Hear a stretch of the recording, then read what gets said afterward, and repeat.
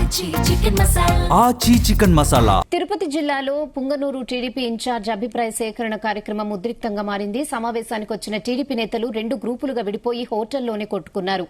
ఈ ఘటనపై CM Chandrababu Naidu serious అయ్యారు. ఘటనకు కారకులైన 4 వ్యక్తులను పార్టీ నుంచి సస్పెండ్ చేస్తూ సీఎం నిర్ణయం తీసుకున్నారు.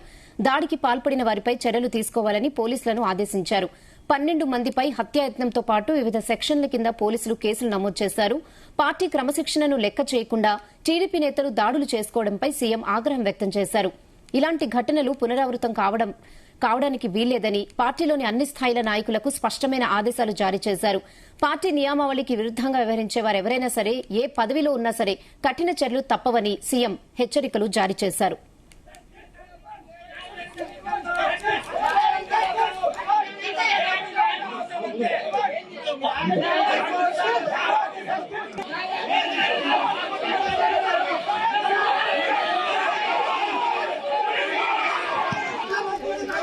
ఇదే విషయంపై మరిన్ని అప్డేట్స్ మా ప్రతినిధి మధుసూదన్ అందిస్తారు. ఎస్ మధుసూదన్.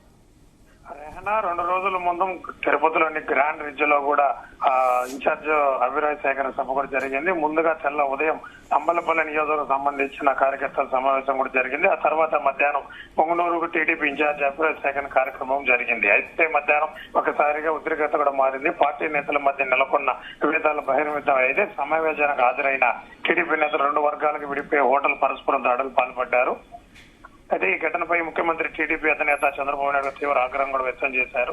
ఈ ఘటనకు బాధ్యతలు కఠిన చర్యలు కూడా తీసుకోవాలని కూడా ఆదేశించారు. ఈ ఘటనపై పార్టీ అధిష్టానం తీవ్రంగా స్పందించింది. పార్టీ క్రమశిక్షణ విరుద్ధంగా వ్యవహరించడం, ఒకరిపై ఒకరు దాడులకు దిగడం వంటి అంశాలను ముఖ్యమంత్రి చంద్రబాబు నాయుడు సీరియస్ అయ్యారు. అయితే ఘటన కారకులైన 4 వ్యక్తులు కూడా పార్టీ నుంచి సస్పెండ్ చేసి, అంతేకాకుండా దాడికి పాల్పడిన వారిపై చట్టపరమైన చర్యలు తీసుకోవాలని కూడా ఇప్పటికే పోలీసు అధికారులు కూడా ఆదేశించారు. మరోవైపు ఈ ఘటన పోలీసు కేసులో నమోదు చేశారు. మొత్తం 12 మందిపై హత్యా ప్రయత్నం సహా వివిధ సెక్షన్ల కింద కేసులు నమోదు చేశారు. పార్టీ క్రమశిక్షణకు లెక్క చేయకుండా టీడీపీ నేతలు దాడులు చేసుకోవడంపై సీఎం ఆగ్రహం కూడా వ్యక్తం చేశారు. ఇలాంటి ఘటనలు పునరావృతం కాకుండా పార్టీ అన్ని స్థాయిలో నాయకులను స్పష్టమైన ఆదేశాలు జారీ చేశారు. అయితే పార్టీ నియమావళికి విరుద్ధంగా వ్యవహరించే వారు ఎవరైనా ఈ పదవులను కఠినంగా చర్యలు తప్పని కూడా సీఎం హెచ్చరించారు. అయితే పార్టీ ప్రతిష్ట భంగం కలిగించే విధంగా వ్యవహరించడం, క్రమశిక్షణ ఉల్లంఘించడం ఎట్టి పరిస్థితుల్లో సహించబోని కూడా చంద్రబాబు స్పష్టం చేశారు. అయితే ఇలాంటి ఘటనలు భవిష్యత్తులో పునరావృతం కాకుండా పార్టీ నాయకులు, కార్యకర్తలు కూడా అప్రమత్తంగా ఉండాలని కూడా ఆదేశాలు జారీ చేశారు.